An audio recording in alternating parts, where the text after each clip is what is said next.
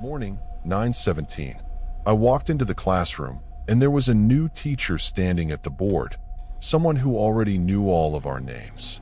If it were you, would you sit down or head straight to the office to confirm? Comment your city name and time. That day the weather was gloomy, and the classroom still felt damp from the rain. The windows were fogged with condensation, and the whole building smelled faintly of wet wood and dust. Normally, it was our history period, but our teacher was out sick. When I walked in, a woman was already standing by the board, a piece of white chalk in her hand and a strange, calm smile on her face. "Good morning," she said, and without even taking attendance, she began calling out each of our names, one by one. Everyone assumed she was just a substitute sent by the school. That wasn't unusual, but there was something off. Her voice carried a cold, mechanical rhythm, like it was too perfect. We noticed it, but no one said anything. Halfway through the class, I felt something strange. When she called my name, her voice sounded exactly like my mother's. A moment later, when she called another student, her tone shifted. It matched his father's voice. A chill ran through me, and I realized the room had grown colder, even though all the windows were shut. The smell of chalk grew so strong it almost stung my nose. My friend leaned over and whispered, "Hey, did you notice?" She never even checked the roll call list. We tried to brush it off with logic. Maybe the school had given her the names in advance. Still, the unease never went away. At one point, a student casually asked her, "Ma'am, what's your name?" She froze. The chalk stopped midair, and for a second, she didn't move. Then, slowly, she turned toward us. Her smile widened unnaturally, stretching too far. "You already know," she said. The room changed in that instant.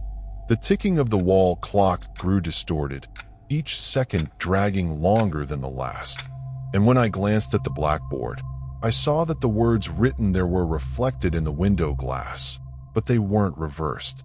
They were perfectly clear, as if the glass wasn't reflecting at all. Suddenly, the lights flickered. The woman pressed the chalk hard against the board until it screeched, the sound like nails clawing at stone. Every student froze, unable to move. Then she called out a name, but the student wasn't there. His chair was empty. The moment she repeated his name, the empty chair scraped loudly across the floor on its own, sliding backward. The temperature dropped even further. I could see my breath fogging in front of me. The walls felt like they were closing in. Her eyes had gone completely black, and when she spoke again, her voice came from every corner of the room at once. One student panicked and ran to the door, yanking it open. But the hallway outside wasn't the usual school corridor. It was pitch black, a void that swallowed everything. From inside that darkness, faint whispers echoed back at us, repeating the same names she was calling. That's when we realized she wasn't taking attendance. She was collecting us. Every name she spoke was being added to some list we couldn't see. The chalk in her hand was gone now, replaced by a long, bony finger that left white dust trailing wherever it moved. She turned back to the board and wrote 2 words in deliberate strokes: present, forever. The next morning, we went to the staff office to ask about her. They looked confused and told us, "Class was canceled yesterday. The teacher is still on sick leave, and no substitute was scheduled." Attendance logs showed nothing. It was as if the class hadn't happened at all. We all exchanged uneasy glances, but no one spoke. In my head, though, one question kept echoing. If the school didn't send her, then whose list had our names been added to? Later, when I opened my bag, I noticed a thin layer of chalk dust inside, and faintly written on one of my notebooks, in ghostly handwriting, were the words, "Absent next time, and I'll come to you myself."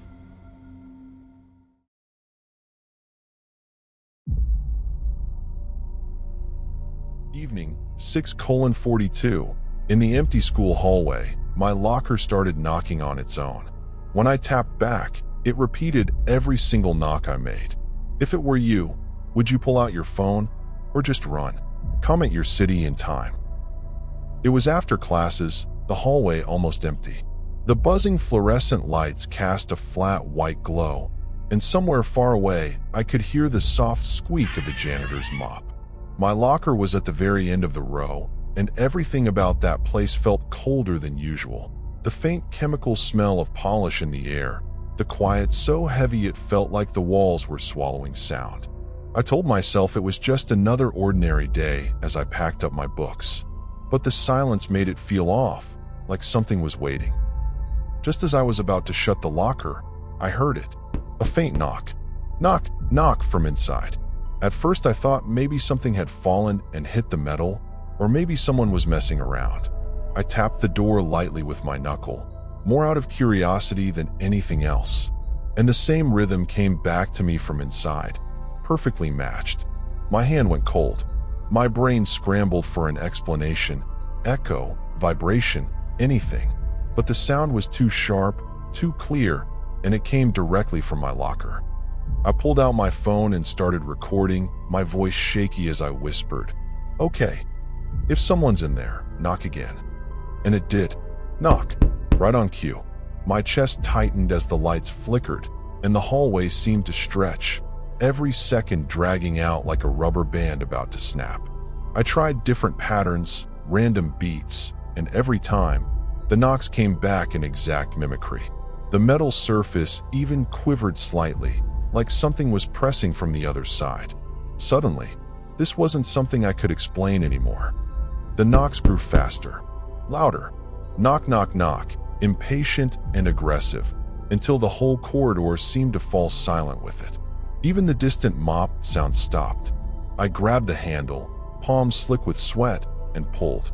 A rush of freezing air spilled out, colder than any winter wind, and inside was nothing but pitch black. My books, my bag gone. My breath caught when a whisper drifted out, almost playful, almost hungry. One more knock. My knees nearly gave out. I knew if I answered, if I gave it that last knock, something would come through. The locker suddenly shook violently, the metal banging so loud it echoed down the hall. I stumbled back as the door burst open. Inside, it looked empty again, my bag neatly placed as if untouched. But when I glanced down at my phone screen, still recording, I saw it clear as day. A pale hand, thin and bony, retreating into the darkness of the corner. That's when it hit me. Whatever was inside didn't live in the locker. It lived in the space between what we see and what our devices can catch. And it was waiting for me to play along.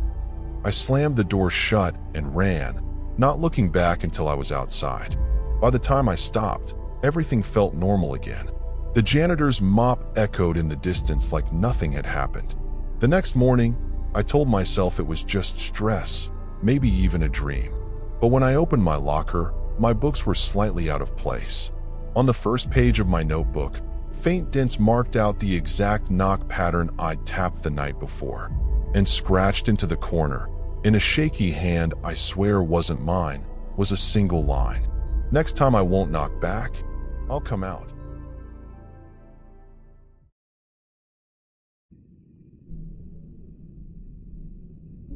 At 2:41 a.m., I was walking through the hostel corridor when I noticed something strange.